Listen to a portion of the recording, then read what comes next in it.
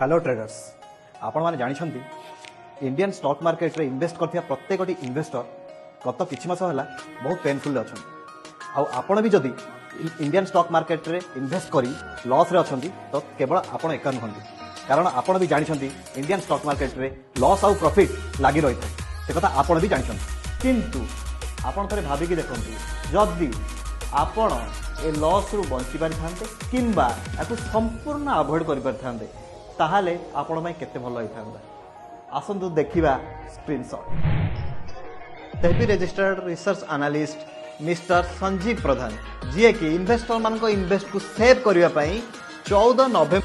27 जनवरी कौन से इन्वेस्टमेंट न करने एडवाइस कर इन्वेस्ट रु बाहरी अपेक्षा करने हूँ गोटे स्किल जदि आपण मान पाखे भी था एक्सपर्ट एडवाइस ताहले आपण को पोर्टफोलियो भी था ग्रीन आपण भी चाहते एपरी एडवाइस नवा ताहले आपण जॉइन करंतु जल्दी जल्दी ट्रेडफिन।